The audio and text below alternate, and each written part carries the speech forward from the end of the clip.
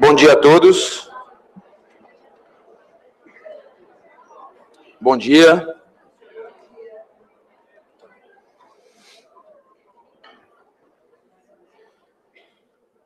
Com grande satisfação e atendendo o honroso convite do professor Flávio Luiz de Oliveira, em nome do Centro Universitário de Bauru, e dando continuidade às atividades da Semana Jurídica, eu tenho o prazer de anunciar os queridos e estimados professores que comporão a mesa, iniciando-se pelo doutor José Cláudio Domingues Moreira, juiz de Direito.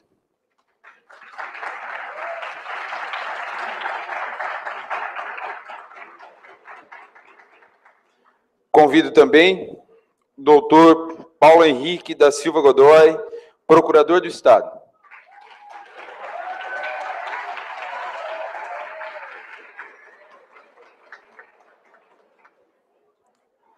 Convido o professor Yuji Uchiyama, juiz de Direito.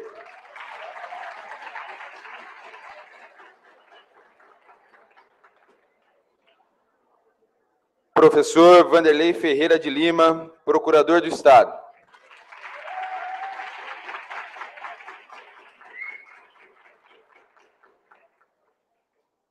Professor José Fernando Amaral Júnior, delegado da Polícia Federal.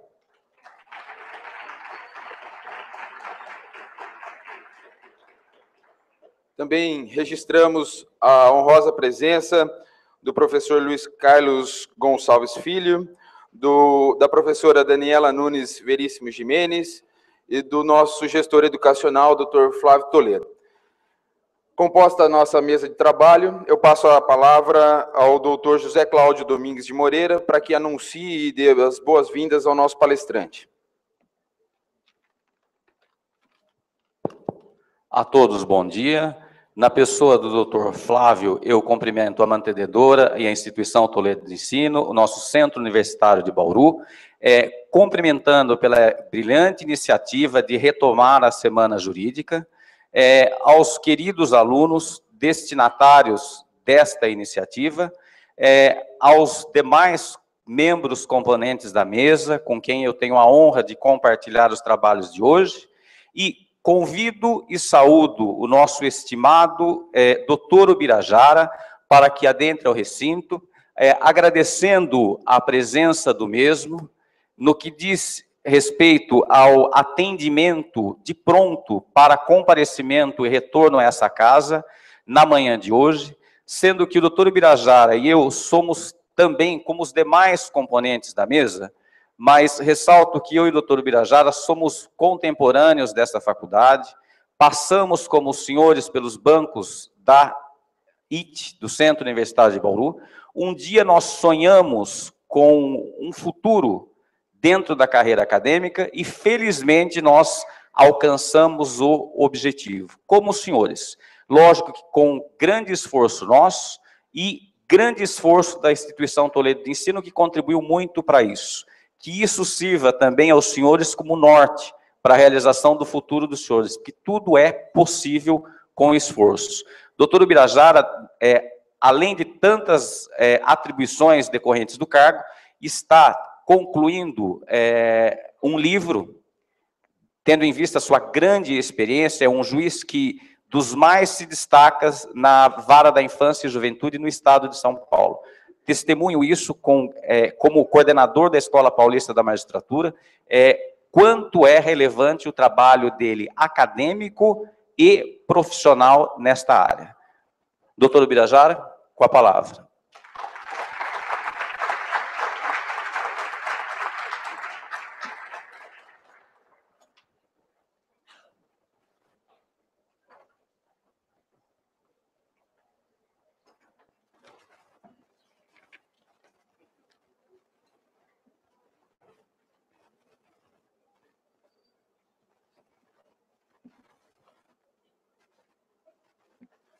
Primeiramente, gostaria de cumprimentar a mesa, na pessoa do Dr. José Cláudio, meu colega na magistratura, aqui no Fórum Local, colega de faculdade, e pessoa com quem os últimos quase 30 anos aí dividimos as experiências, primeiro como aluno e agora como juízes. Na pessoa dele, cumprimento todos os professores, ilustres professores já nomeados. Alunos desta faculdade. Como dito pelo Dr. José Cláudio, a questão de alguns anos atrás, eu estava sentado como os senhores aí, tentando assimilar conhecimentos para a minha futura vida profissional. E hoje já faz 22 anos que sou juiz. Depois de 8 meses de formado, eu passei na primeira fase do concurso. E hoje estou na magistratura já há 22 anos e há 17 aqui na cidade, há quase 17 aqui na cidade, né? Acho que alguns aqui, quando eu cheguei, ainda eram bastante crianças, né? E hoje já estão aqui nos bancos. Então é possível, sim, se alcançar as posições mais relevantes da sociedade, no mundo jurídico, a partir do esforço de cada um, né? Tudo vai depender do esforço de cada um.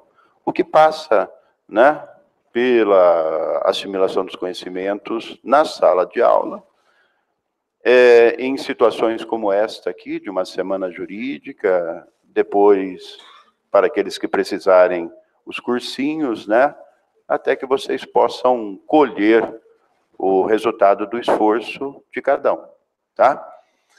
Então, vamos então, tirando essa parte saudosista, né? Vamos agora ao nosso assunto que nos trouxe aqui.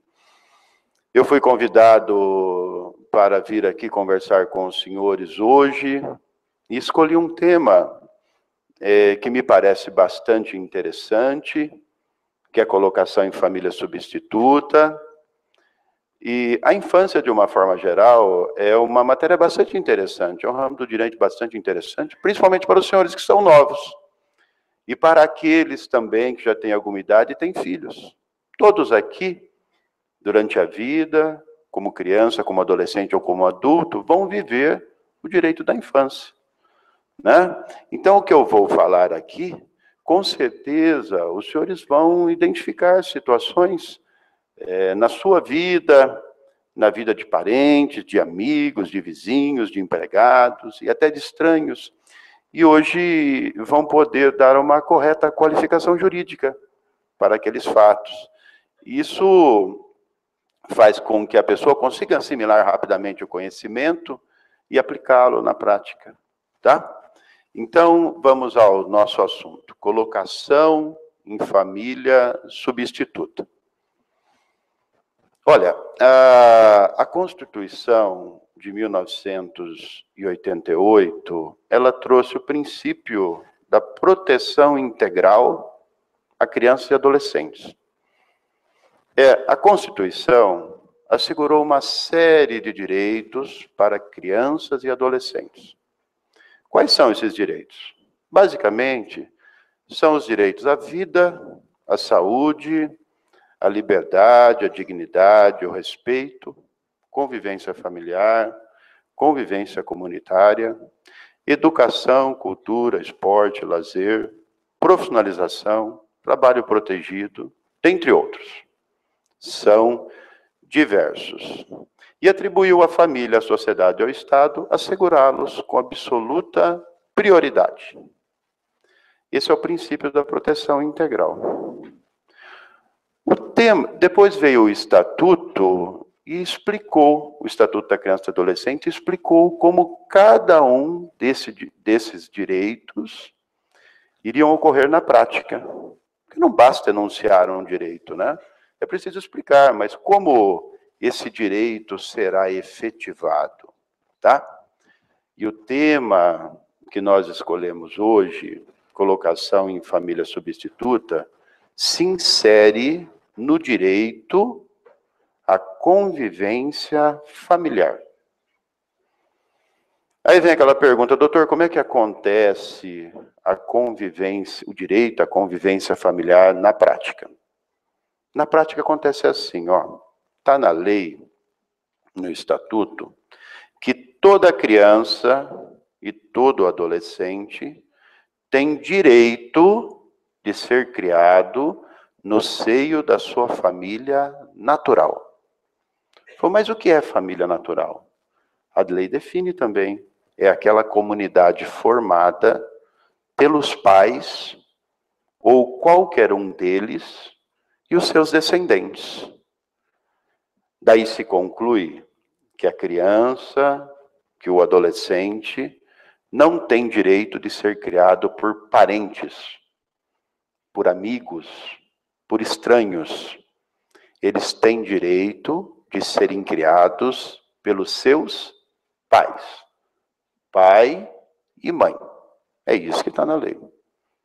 Agora, os senhores devem concordar comigo que nem sempre o pai e a mãe podem cuidar dos seus filhos. Por quê? Porque eles morreram. Porque eles desapareceram.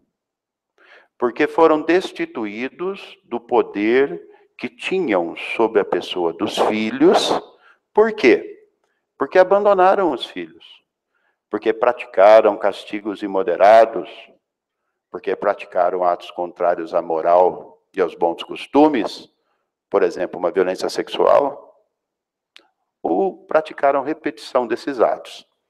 Nesses casos, os pais não têm condições de criar os seus filhos. Nesses casos, essas crianças e adolescentes, segundo a lei, têm direito de serem criados por uma família substituta, que é aquela que se alonga para a pessoa de parentes, com quem ele convive, mantém relações de afetividade e afinidade, e para com terceiros, e até estranhos.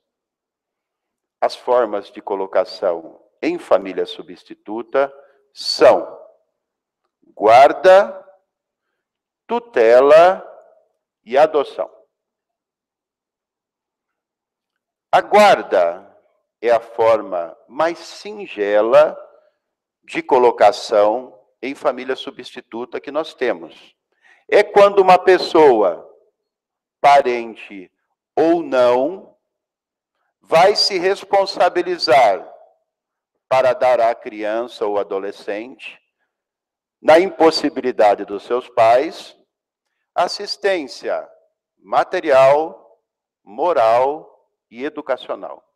Vai ter que dar sustento, educação em casa, mandar para a escola. A guarda, segundo a lei, faz da criança dependente do guardião para todos os fins de direito, inclusive previdenciários. Para pôr de sócio num clube, para bater no imposto de renda, para colocar num plano de saúde, para colocar no seguro, ou seja, ele é dependente para todos os fins de direito. E no exercício da guarda, o guardião pode se opor a terceiros, inclusive aos pais. No exercício daquelas funções que a lei lhe atribui, é ele que manda, o guardião. E se sofrer oposição dos pais, prevalece a vontade do guardião. A guarda, segundo a lei, pode ser deferida liminarmente ou incidentalmente nos processos de tutela e adoção. E pode ser deferida também para atender situação peculiar em razão da impossibilidade dos pais. A guarda é um instituto amplamente utilizado no direito da infância e da juventude. E com certeza, alguém aqui já viveu na guarda de alguém. E com certeza, os senhores vão trabalhar e já nos primeiros dias, alguém vai bater no seu escritório para pedir para entrar com uma ação de guarda. A segunda forma de colocação em família substituta é a tutela. A tutela é uma forma de colocação em substituta menos utilizada no Poder Judiciário.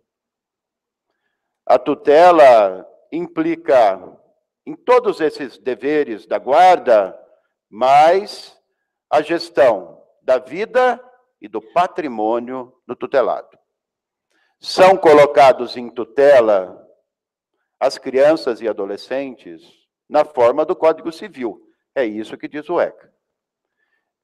Quando seus pais forem falecidos ou tiverem sido destituídos do poder familiar, cabe aos pais instituírem o tutor por testamento ou por qualquer outro documento público. Se os pais não o fizeram, existe uma preferência na lei. Primeiro os ascendentes, depois os colaterais, e o juiz escolhe quem é o mais apto. O juiz também pode dar tutor aos menores abandonados ou colocá-los na família de voluntários. É a forma menos utilizada no Poder Judiciário.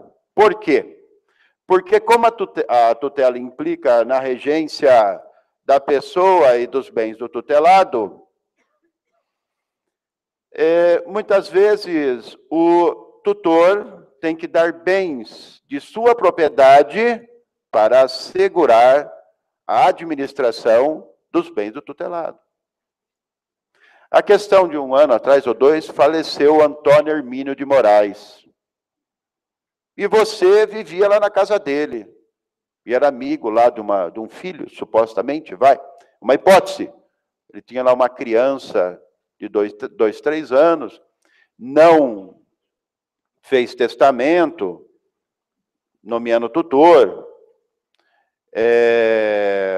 não nomeou por documento público, e você é a pessoa que tinha ali afinidade, afetividade, e o juiz achou por bem nomear você.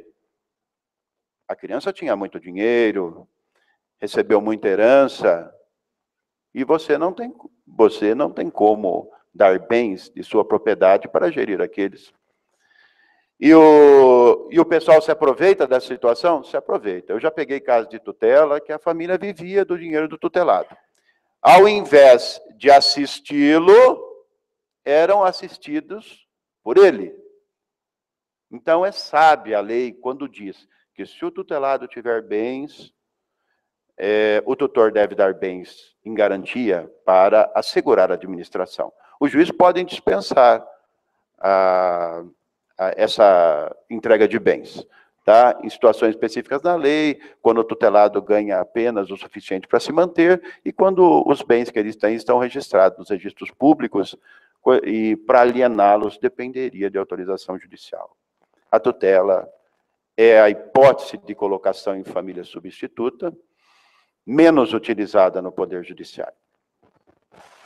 Terceira hipótese de colocação em família substituta. Adoção. A adoção é uma ficção jurídica, uma fantasia jurídica que cria parentesco civil. A adoção atribui a condição de filho à criança adotada. Vai ser filho dos adotantes. Vai desligá-la de todos os vínculos com a família biológica, com o pai e com a mãe. E a adoção é irrevogável. Não tem volta. Quem pode adotar? No nosso sistema, apenas os maiores de 18 anos podem adotar, independente do sexo ou do estado civil.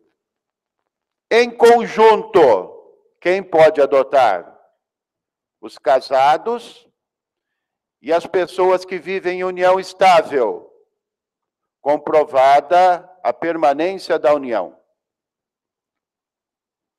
O STJ e o STF estenderam às uniões homoafetivas todos os direitos da união estável entre homem e mulher para a constituição de família.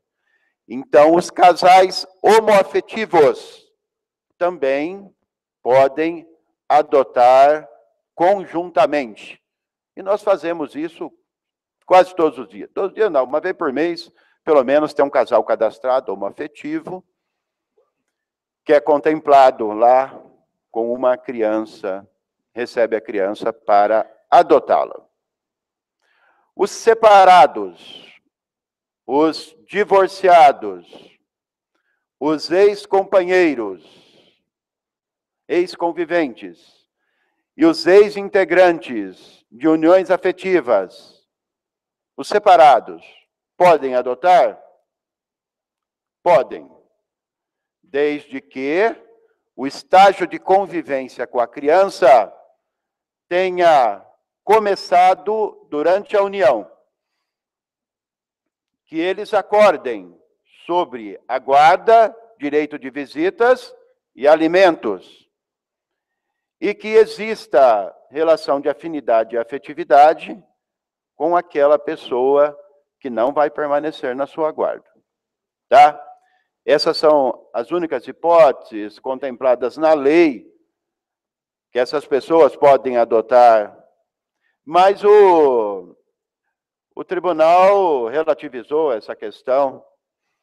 Eu peguei um caso aqui no qual um casal visitou o Nordeste e trouxe uma garota para trabalhar na casa deles, muito jovem.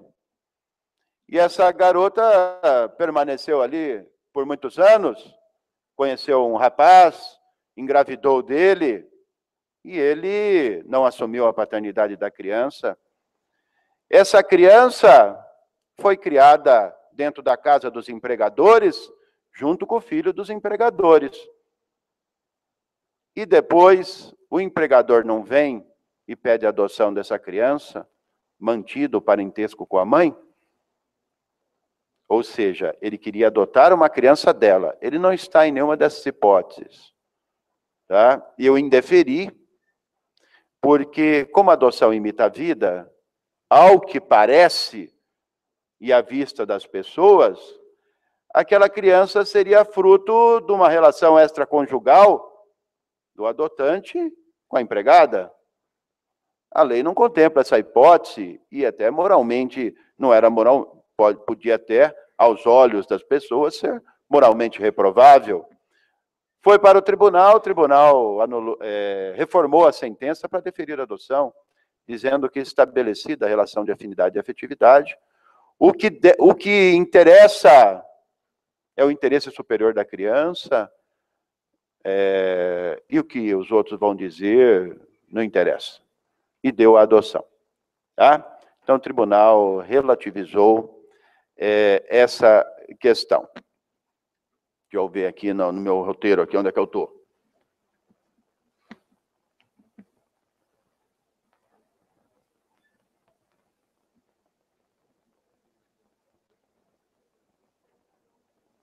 Tá.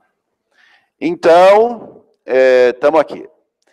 Deve haver, pelo menos, uma diferença de 16 anos entre o adotante e o adotado, porque é o mínimo necessário para que se estabeleça uma relação de respeito. Vocês não sabem o que acontece, mas tem rapaz lá querendo adotar a namorada para tirar ela de casa. Vocês não sabem como é que é o ser humano. Então, deve haver uma diferença. Quando um homem namora uma garota muito jovem, o pessoal logo comenta, ele adotou. Então, deve haver uma diferença mínima para que se estabeleça uma relação de respeito. Quem não pode adotar? Os ascendentes. O avô não pode adotar, o bisavô e nem os irmãos. Por quê? Quando você dá adoção, rompe-se os vínculos com a família biológica. Se você der adoção para o avô, esse vínculo restabelece. Não é mesmo?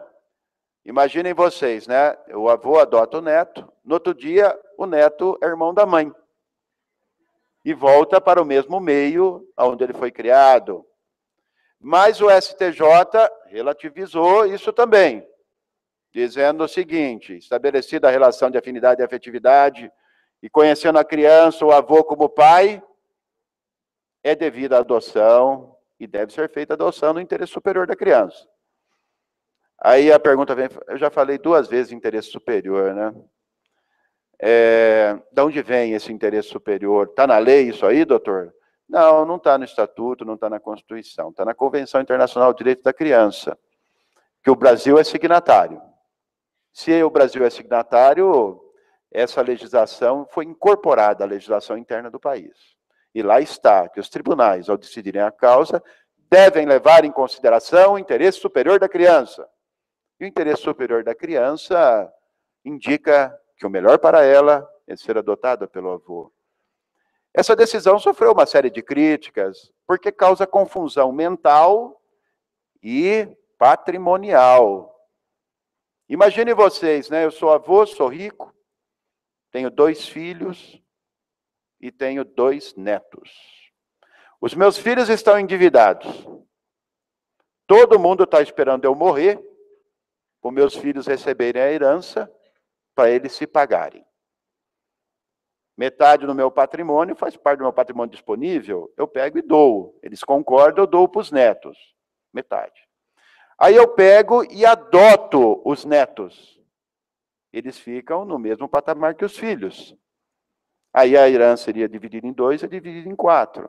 Aí eu já salvei 2/3 da herança. Isso pode ser utilizado até para fraudar credores.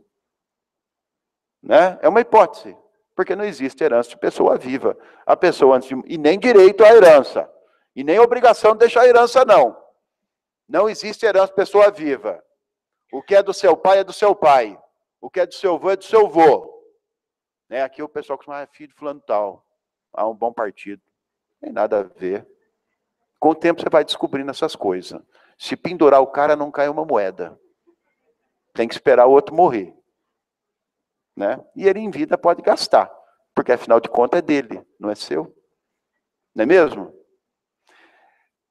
Tem até as pessoas dizem, programe-se para morrer pobre. Vai gastando. Não é verdade? Para não ter perturbação no caixão. Para não ter desgosto. Os caras brigando, já de você morrer, está brigando já por causa do dinheiro. Tá? Então é isso. As crianças adotadas, elas hoje têm os mesmos direitos que os filhos biológicos. E são proibidas designações discriminatórias. Por mais óbvio que pareça essa regra, não foi sempre assim. No passado, uma criança adotada, se era adotada e ele era filho único, os pais morriam, ela recebia toda a herança. Se os pais tinham um filho biológico e adotavam a criança depois, se os pais morriam, ela não recebia nada. Se os pais adotavam uma criança e depois tinham um filho biológico, essa criança recebia metade do filho biológico. Hoje não. Hoje é tudo igual e tem os mesmos direitos. São proibidas designações discriminatórias. No passado, nós tínhamos uma classificação de filhos legítimos, adotivos e ilegítimos. Os legítimos eram concebidos no casamento. Os adotivos por adoção. Os ilegítimos eram os espúrios, os adulterinos e os espúrios, adulterinos e incestuosos. Hoje não. Aliás, esses 3 outros não podiam ser reconhecidos. Já pensou? O pai pisa na bola, tem um filho adulterino, fora do casamento. Não podia reconhecer. Quem paga é a criança. Olha que bacana que era o direito. Hoje é tudo igual. E pode reconhecer e tem tudo direito. E não existem as designações filho legítimo, filho adotivo, filho espúrio. Filho é filho. São proibidas designações discriminatórias. Tá? O poder familiar. Hoje o poder familiar é exercido em igualdade de condições pelo pai e pela mãe. Eu dava palestra nas escolas, né, e perguntava assim, quem manda mais? Alguém aqui já deve ter participado de palestra minha, escola. Quem manda mais, o pai ou a mãe? E a meninada falava assim, a mãe. A mãe, na família tradicional, a mãe fica em casa, o pai trabalha. Então é ela que manda mais. Mas antes da Constituição de 88, quem mandava era o pai. E quem exercia o poder familiar era o pai, com auxílio da mãe. Se houvesse uma divergência, prevalecia a vontade do pai. Hoje não. Hoje é igual. O poder do pai, da mãe, sobre os outros, é exatamente igual. E se houver uma divergência quanto ao exercício do poder familiar, e eles não chegarem ao consenso em casa, eles podem procurar pelo juiz que vai resolver a pendência. Fala, doutor, mas isso acontece? Acontece. Para ver pais separados. Ah, o pai quer levar a criança para viajar não sei para onde, a mãe não deixa, o pai sumiu. O pai fala que só vai deixar viajar se baixar a pensão, se dispensar a pensão, porque se tem dinheiro para viajar, não está precisando dele. E assim vai. É a coisa mais mesquinha do mundo. E vai bater tudo lá. Tá? Então, isso aí, agora você já tem uma noção. Agora, preste atenção no que eu vou dizer. Eu sou juiz de infância e juventude. Para o leigo, juiz de infância e juventude é aquele que resolve tudo em relação a crianças e adolescentes. Não é verdade. O juiz da infância e juventude não é competente para conhecer de toda a ação de guarda, de toda a ação de tutela e de toda a ação de adoção. Não é. Para que vocês tenham ideia de como o negócio funciona, vocês têm que ter uma noção do que se chama competência. Nos países democráticos, o poder do Estado é exercido em 3 funções. A função administrativa, a função legislativa e a função judiciária. A administrativa, o conteúdo dela é administrar a coisa pública e cumprir a lei. A função legislativa, fazer as leis. A função judiciária, aplicar a lei aos casos concretos que lhes são submetidos. Porque a solução normal dos litígios é que as pessoas resolvam entre elas mesmas. O judiciário só vai se manifestar quando uma causa for levada até ele. 99% resolve-se em casa, na rua. Essas funções são exercidas pelos poderes executivo, legislativo e judiciário. Essa função do poder judiciário de aplicar o direito ao caso concreto, ela recebe o nome de jurisdição, que vem do latim juris dicere, dizer o direito, dizer a justiça. Agora, um único juiz não pode resolver todas as ações do mundo. Vocês sabem quantas ações existem em curso no Brasil? 100 milhões. Cada ação tem 2 partes, então quer dizer que cada habitante tem uma. No estado de São Paulo, 30 milhões. Um juiz seria capaz de conhecer dessas ações e julgá-las rápido e com qualidade? Nem a vida toda, nem a eternidade toda. Por isso, essa atividade jurisdicional, ela é dividida entre vários órgãos do poder judiciário. E a parcela de jurisdição que cada órgão recebe se chama competência. Competência. Mas, doutor, como é que é distribuída essa competência? É fácil. A Constituição distribui a competência entre o Supremo Tribunal Federal e os tribunais superiores. STJ, STM, TSE e TST. A Constituição ainda estabelece a competência da Justiça do Trabalho, dos tribunais regionais federais e dos juízes federais. Então, você quer saber qual é a competência desses órgãos? Abra a Constituição. Cabe às constituições estaduais estabelecerem a competência dos tribunais. Você quer saber qual é a competência do Tribunal de Justiça de São Paulo? Abra a Constituição do Estado. E cabe à legislação ordinária, os códigos, processo civil, processo penal e outros, e as leis de organização judiciária dos estados. Aqui em São Paulo, o Decreto-Lei Complementar número 3 de 1969, estabelecer a competência de foro, que quer dizer circunscrição judiciária, vara e distrito, e de juízos, ou seja, das varas. Você quer saber qual é o juiz competente aqui na sede? Abra o código, veja a natureza da causa, ou se não, pega a lei de organização judiciária, você vai descobrir qual que é o juiz competente.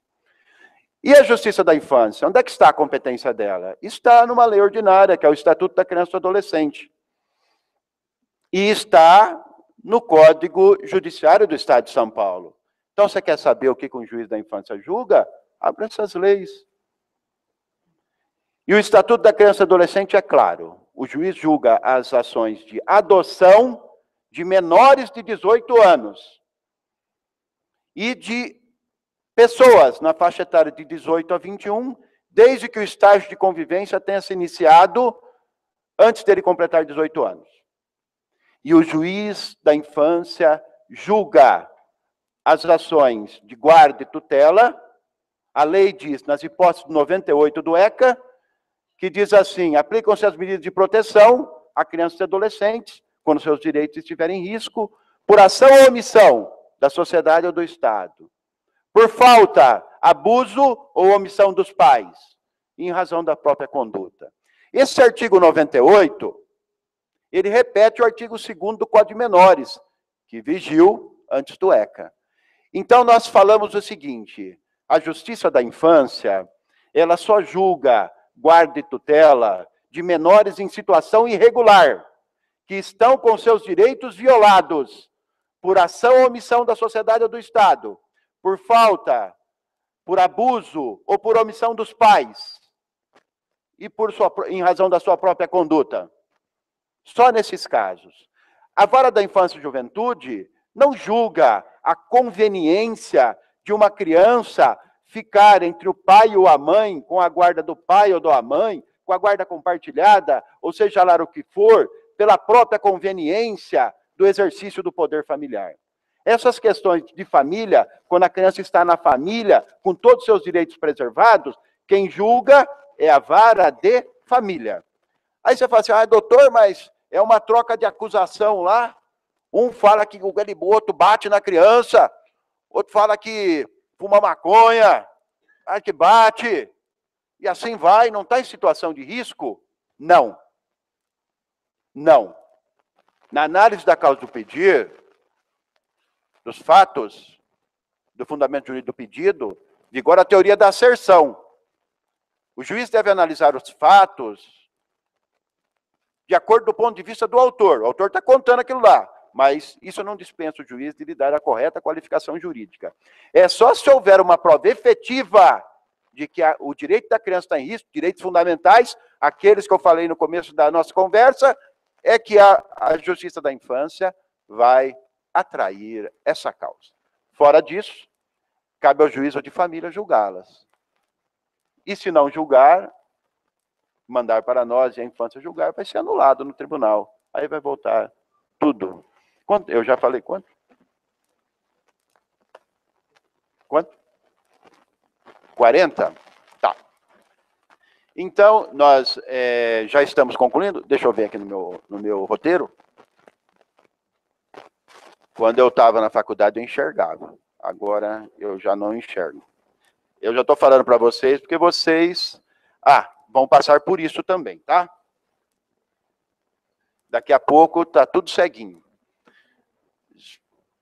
No começo para longe, depois para perto, depois para os dois. Então, vai esperando. E não tem cirurgia para perto, hein? Bom, procedimentos. Dizem que adotar é muito demorado. É verdade? Nem sempre. Isso é uma verdade relativa ou uma mentira relativa.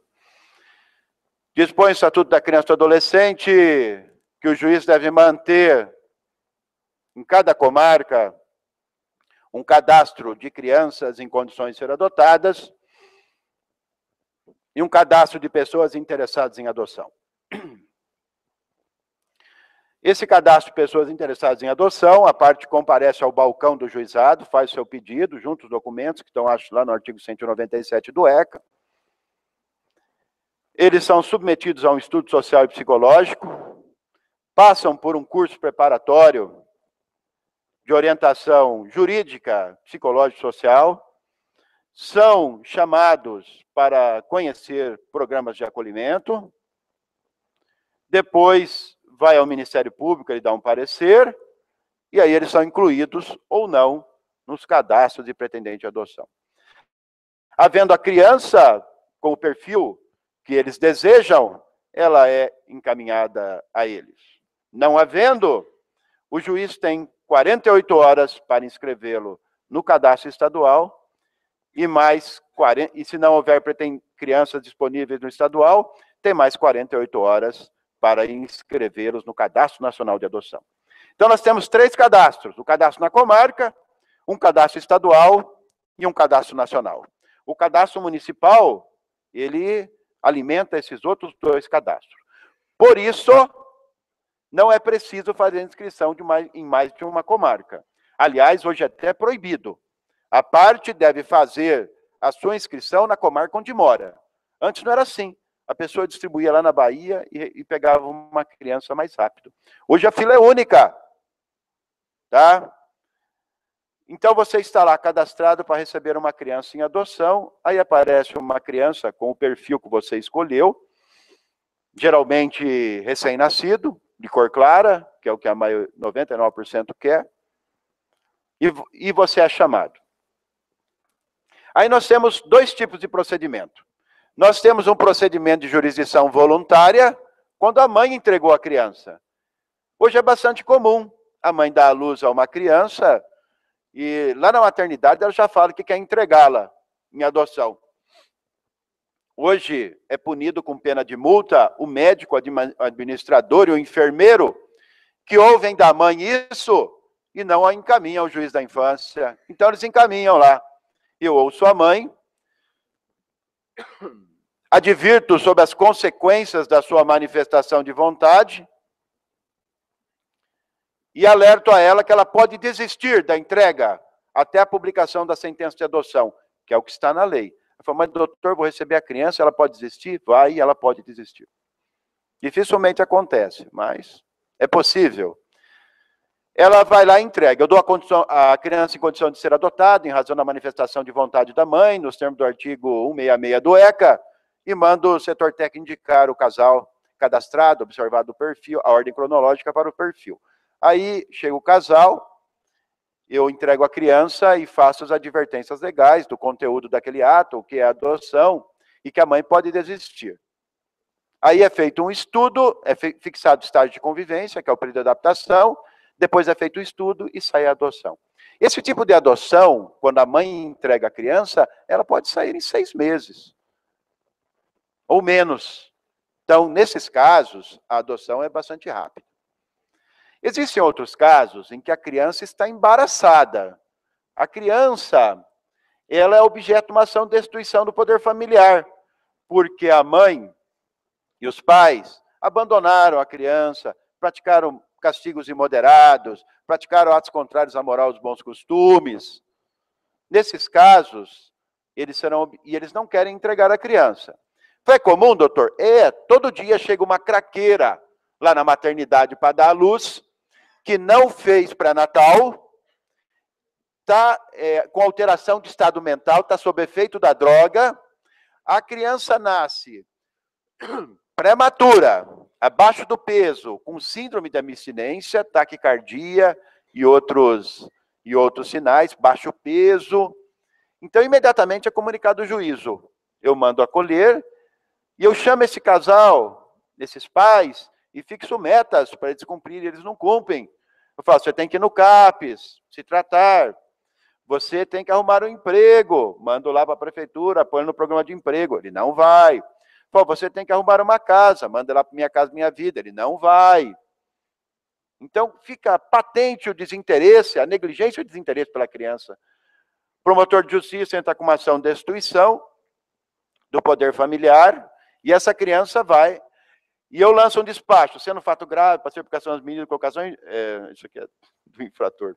Eu lanço um despacho lá, sendo fato grave, havendo um motivo grave, consistente na negligência, porque a mãe não fez pré-natal, porque entrou drogada para dar à luz, e depois, dada diversas oportunidades, não aderiu a nada, e a criança não pode esperar, suspendo liminarmente do poder familiar e determino a entrega da criança à pessoa idônea, cadastrada para adoção, observada a ordem cronológica para o perfil. Aí é chamado o casal em outro processo, eles recebem a criança, são advertidos que a mãe é objeto de uma ação de destituição, se a ação for julgada improcedente, terão que devolver a criança. Eles ficam com a criança enquanto a ação de destituição familiar corre. A ação de destituição familiar, ela tem um rito sumário especial previsto no ECA. É assim, ó, inicial, citação, resposta, instrução. Está na lei que tem que ser concluído em 120 dias, tá? Então, era para ser bem rápido. O que acontece é que a mãe desaparece.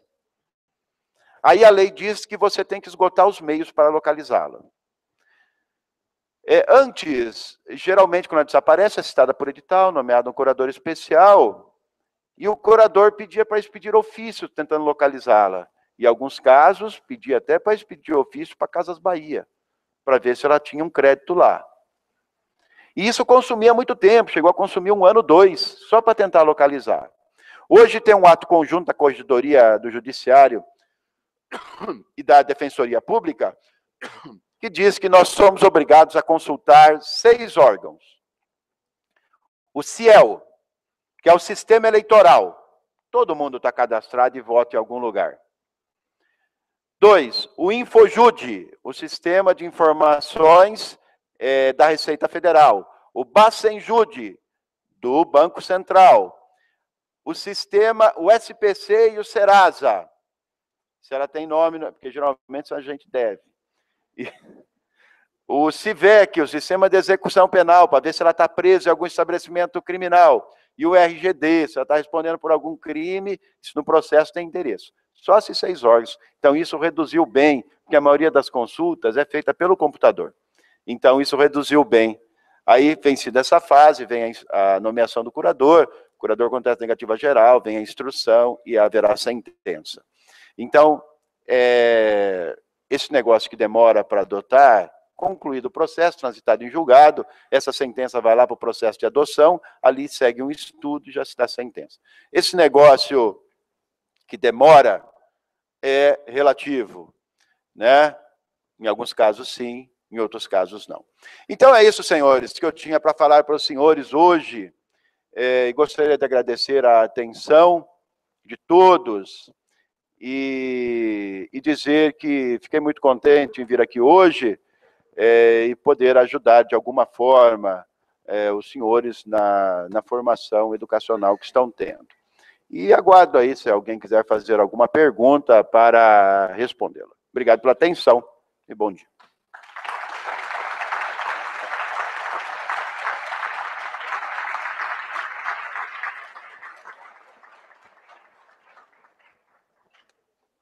Gostaria de convidar o nosso palestrante, doutor Birajara Maikinger, para vir compor a mesa conosco. E depois de tão brilhante palestra e instigante em diversos pontos, né, muito questionadora, eu gostaria de passar a palavra, então, aos nossos debatedores para suas considerações e apontamentos. Antes, contudo, saudar o professor Márcio Gavaldão, que também acompanha os nossos trabalhos, e, de pronto, já transmito a palavra ao doutor José Cláudio Domingos Moreira, para que faça os seus questionamentos. Eu cumprimento ao doutor Birajara pela clareza objetividade, coerência na exposição, em sua fala, fruto de muito estudo e de mais de 2 décadas de judicatura, que só poderia resultar nessa brilhante aula. Eu tomo a liberdade dos senhores também de mencionar o nome do Dr. Unilane Bastos, que por quase 3 décadas aqui atuou no Ministério Público do Estado de São Paulo, também na infância e juventude, que infelizmente, ou felizmente, Deus, na sua sabedoria, quis uma pessoa com tanta experiência e bondade junto a ele, que faleceu recentemente. Rendo aqui as minhas homenagens também ao Ministério Público do Estado de São Paulo, ao Dr. Unilane, que por quase 3 décadas aí militou na infância e juventude. E penso que infância e juventude há que ter uma característica muito própria. A pessoa da infância e juventude tem que ter uma bondade que lhe é própria. O doutor Ubirajara, ele sempre me recordo dele com 2 características. Ele é muito bravo e muito bondoso. A sua braveza é proporcional à sua bondade. Ele está no lugar certo, porque o juiz da infância e juventude tem que ser bravo e tem que ser bondoso. A alma tem que ser voltada ao próximo. Feitas essas considerações, doutor Ubirajara, 2 questões envolvendo a adoção e outra no tocante à tutela. Quanto à adoção, recentemente eu tenho acompanhado um projeto que se iniciou no Tribunal de Justiça de São Paulo, por um juiz da infância e juventude, salvo engano, de Ribeirão Preto, que diz respeito à família hospedeira. Eu gostaria de saber do senhor o seu ponto de vista quanto a este, que não é mais um projeto, é uma realidade, tendo em vista a grande dificuldade de colocação de família substitutiva de crianças e adolescentes que já ultrapassaram certas idades. Então, a questão da família hospedeira, a questão do direito à identidade biológica do adotado. Se aqui em Bauru nós temos essa procura por parte do adotado para a revelação da sua identidade biológica. E como que isso se dá na prática? São as 2 questões para debate quanto à adoção. E a terceira, até será objeto oportuno de solicitação e consulta à nossa gestão educacional, que recentemente, na semana passada, foi aprovado o Estatuto da Pessoa com Deficiência. Esse estatuto, ele traz grande modificação em todas as searas do direito. No direito civil, revoga o absolutamente incapaz em 3 incisos, em 1º, 2º e 3º, deixa de ser absolutamente incapaz, traz repercussão no direito penal, no direito administrativo, em vários anos. Então, penso que nós teremos até que inserir na nossa grade, mesmo que indiretamente, a questão do Estatuto da Pessoa com Deficiência. Dentro dessas alterações, dentro do Código Civil, isso foi publicado semana passada no Diário Oficial, dentro do Código Civil, traz também a questão da curatela compartilhada. Nós estamos tratando da guarda compartilhada. Nós teremos no nosso instituto, e o vacatio legis de 180 dias, a curatela compartilhada. E faço aí um link ao doutor Ubirajara, que me parece que isso pode acontecer, e qual seria o seu ponto de vista, e a lei não tratou disso, isso seria uma situação por analogia, e por que não, então, se nós temos a guarda compartilhada inserida no nosso ordenamento jurídico, o Estatuto da Pessoa com Deficiência, cujo vacatio legis é de 180 dias, vale dizer lá por janeiro do ano que vem nós já teremos, a curatela compartilhada. Por que não a tutela compartilhada? Também o seu ponto de vista. Então, são essas ponderações quanto à adoção e à tutela. Muito obrigado. Primeiro aqui é a família hospedeira, né? Olha, a pergunta é bastante pertinente, né? Tudo que falamos aqui diz respeito à saída da criança da família biológica e a sua entrada na família substituta, mediante guarda, tutela e adoção. Mas entre esses 2 institutos, existe um espaço de tempo, e a criança espera em algum lugar. Por exemplo, hoje, uma mãe pode ter dado à luz na maternidade local, com aquele perfil de craqueira, com sífilis, entrou lá com alteração de estado mental, não fez pré-natal, e essa criança será acolhida até que nós possamos estudar o caso e verificar se ela volta para a família biológica ou se ela vai ser colocada em guarda, tutela e adoção, na família substituta, tá? Esse estágio de transição, até 2010, era feito nos abrigos. Depois de 2010, com a lei de adoção, esses abrigos mudaram de nome. No passado eram orfanatos, né? Depois, com o estatuto, virou abrigo. Depois, com a lei de adoção, virou programas de acolhimento. E essa lei criou uma alternativa ao programa de acolhimento, que até precede a ele existindo, prevê a criação de um programa de acolhimento familiar, que é o tal do Família Hospedeira. Segundo esse programa, uma família se responsabilizaria em ficar com a criança enquanto o juiz não decide, enquanto ele ainda não tem elementos para devolver a criança para a família biológica ou para colocá-la na família substituta.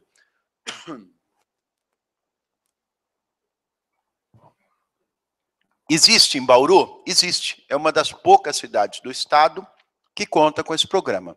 Nós temos 15 famílias cadastradas, hoje todas devem estar, então aquelas crianças que eram para estar no abrigo estão com essas famílias, né, aguardando uma destinação, tá?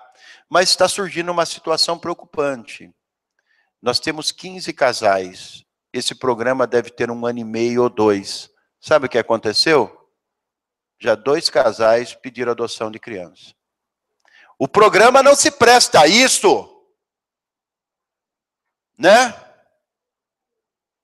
Isso me lembra muito um escritor aí famoso, né, que falava das características do brasileiro, que não é afeto a regras. A pessoa vai lá, se inscreve no programa, é estudado, é habilitado, recebe a criança em casa para cuidar dela, enquanto não tem uma destinação. Aqui a prefeitura paga um salário mínimo e da cesta básica, se não me engano. É muito mais barato que manter no abrigo. É muito mais humanitário que manter no abrigo. É muito mais saudável que manter no abrigo. Outro dia eu assisti aquele programa Canal Livre. Quem não assiste, assista, viu? É domingo depois do Pânico. Melhor, assista o Pânico, depois. É o melhor programa de entrevista da TV brasileira, na Band. E foi um médico neurologista infantil, presidente do Instituto de 0 a 6. E ele disse que a criança, na faixa etária de 0 a 6, se você pudesse comparar, o cérebro dela funciona como um computador, como o hardware do computador. E de acordo com os estímulos que ela recebe, é que vão sendo estabelecidas as conexões. E vai desenvolvendo o programinha, né? Esse hardware da máquina.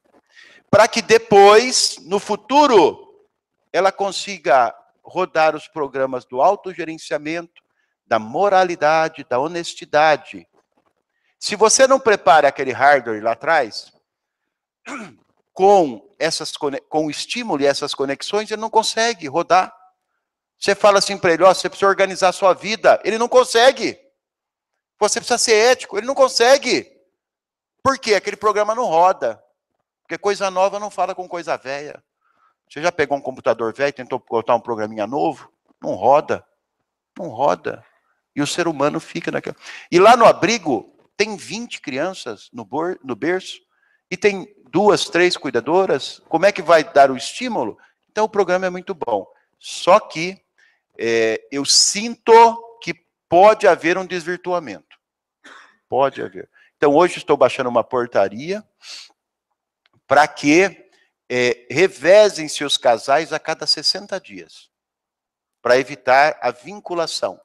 E estou dando uma outra ordem. Já que essa gente quer adotar, vamos colocar a criança acima de 5 anos, que não tem opção, para a casa deles, tá? Para usar esse sentimento.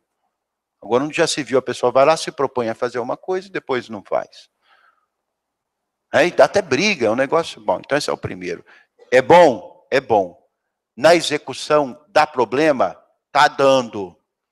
Precisa de adaptações? Precisa.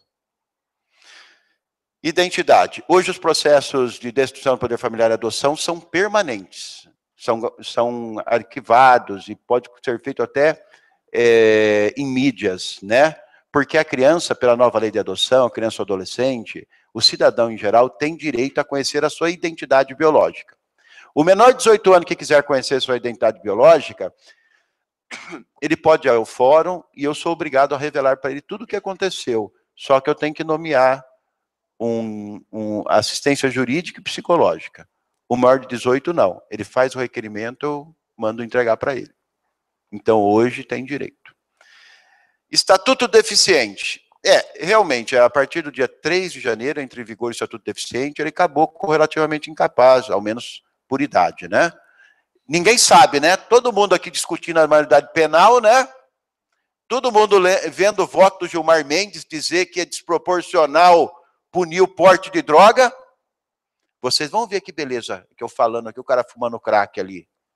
Um crack, o outro LSD, um ópio, uma maconha. Vai ver que beleza que vai ficar. Porque sabe qual é a pena para o porte hoje? Advertência, frequência a curso, prestação de serviço à comunidade. E ele entende que é desproporcional. Então, vamos ver o que vai ficar proporcional depois. Não é mesmo? Porque no Brasil é assim. Primeiro muda o negócio, depois vai ver como é que fica. Aliás, essa foi a fala do Procurador-Geral da República. Olha, nos países que liberaram, eles começaram criando uma rede de assistência e saúde. Depois liberaram. Aqui no Brasil, vai liberar primeiro e depois vai correr atrás do prejuízo. Então, e tem a curatela compartilhada, né? Tutela compartilhada, eu acho compatível, né? Só acho o seguinte, né? Pelo espírito do Estatuto do Deficiente, eles querem incluir o deficiente de toda forma na sociedade, né? Então, eu acho que vai prevalecer mais a figura do apoiador, né? Que é aquela pessoa nomeada pelo próprio deficiente para auxiliá-lo ali nos atos da vida civil, e essa questão da curatela vai ficar em segundo plano. Né? O apoiador, eu acho que vai prevalecer essa figura do apoiador. Tá? A tutela, como eu disse, lá na infância tem muito pouco. Aliás, quem tem dinheiro não está em situação de risco, não é mesmo? Fica difícil. Aí as tutelas que passaram por lá, eu não observei situação de risco, não. Então é muito difícil quem tem dinheiro caracterizar uma situação de risco. Então é isso. Continuando nossa sequência de debates, eu vou passar a palavra ao professor Yuji Uchiyama para as suas considerações. Bom dia a todos. Bom dia a todos. Renovo aqui o que o doutor Zé Cláudio falou ao doutor Birajara. E gostaria de colocar apenas uma questão, doutor Birajara. A adoção pelo Estatuto da Criança e do Adolescente é uma decisão irrevogável. É a sentença do juízo, certo? Eu parece que eu li um acórdão do tribunal, 2 ou 3 acórdãos, em que o adotante abandona a criança. Os pais poderiam readotar? Olha, essa expressão do Estatuto, que a adoção é irrevogável, também é uma verdade relativa, né? Ou uma mentira relativa. Por quê? Porque na medida em que os adotantes adotam, eles assumem a posição de pais e assumem o poder familiar sobre a pessoa do filho, com aquela gama de direitos e obrigações. Se eles não cumprem as suas obrigações, eles podem ser destituídos. Colocar em abandono pode ser destituídos. E pode ser, sim, restabelecido o poder familiar. Pode, sim. E é relativamente comum, viu? É relativamente comum. Por exemplo, você vai pegar uma criança aí de 5 anos, né, que o pai pratica castigos imoderados. Bate na criança, queima a criança com cigarro, está cheio lá, né, enche a cara lá de droga, apronta. Aí a criança vai para o abrigo, nós não temos opção para ela fica 10 anos no abrigo. Daqui a pouco ela está maior que o pai. Então, aquele fato que ensejou a destituição, ele não tem como se repetir, até pela impossibilidade física, porque a criança, agora adolescente, não está naquela situação de vulnerabilidade que possa vir, que possa tornar possível aquela agressão. E o pai estudado, muitas vezes ele já se submeteu a um tratamento, né, no CAPS 1, tratamento psicológico, é uma pessoa, já envelheceu, é uma pessoa mais preparada, e está em condições de assumir. Então, é plenamente possível o restabelecimento do poder familiar. Mas esse restabelecimento decorreria de uma sentença destituindo o poder familiar. Na prática ele volta para casa, né? Agora, se procurar advogado, vai entrar com o restabelecimento. Aí é possível. Obrigado. Obrigado, professor. E, na continuidade, passamos a palavra, então, ao Dr. Paulo Henrique Silva Godoy. Bom dia a todos. Obrigado. É com imensa alegria, né, que participo dessa mesa de debates. Cumprimento o ilustre palestrante, fomos colegas de faculdade. Cumprimento também o Dr. Flávio Toledo, os demais professores. Registro a presença do meu ex-aluno, o professor Luiz Henrique Herrera. Uma satisfação em reencontrá-lo. Bom, eu confesso até que acho que estudei o Direito de Família, acho que no Código de Hammurabi, né, já faz um certo tempo. E não trabalho na área, tenho uma certa dificuldade, e conforme as perguntas foram sendo formuladas, eu fui riscando aqui que eu tinha um plano, né, de perguntas, e as perguntas praticamente foram esgotadas, né. O ilustre palestrante demonstrou, né, pela vivência, conhecimento, experiência, esgotou praticamente o assunto. Como não restou muito das minhas perguntas, não é, eu gostaria de fazer uma pergunta que foge um pouco da infância, mas é dentro da Direito de Família. O doutor abordasse um pouco sobre a questão da alienação parental, que é um tema interessante. Essa questão da alienação parental, ela não é submetida ao juiz da infância. Por quê? Porque ali a pessoa quer proteger tanto o filho que quer afastar do outro, que acha que não seria bom para ele a convivência. Então, fala mal do pai ou da mãe, né? Cria situações constrangedoras, né? E faz de tudo para afastá-lo da pessoa do filho.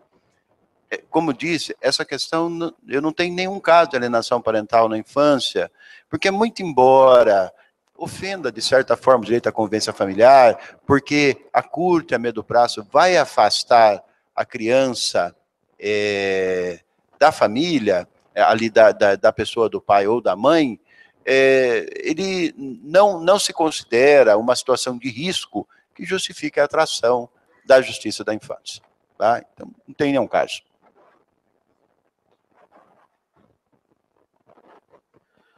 Bom, encerrados os debates, então, em nome do Centro Universitário de Bauru, mantido pela Instituição Toledo de Ensino, eu gostaria de cumprimentar, agradecer e saudar o nosso ilustre palestrante, doutor Ubirajara Maitinga, que nos brindou nessa manhã com palestra absolutamente didática, extremamente esclarecedora, que demonstra o quão conhecedor do tema o senhor é. Muito obrigado pela presença, muito obrigado aos nossos membros da mesa diretora, ao nosso gestor educacional, todos os presentes. Uma excelente quinta-feira a todos, muito obrigado e um excelente dia.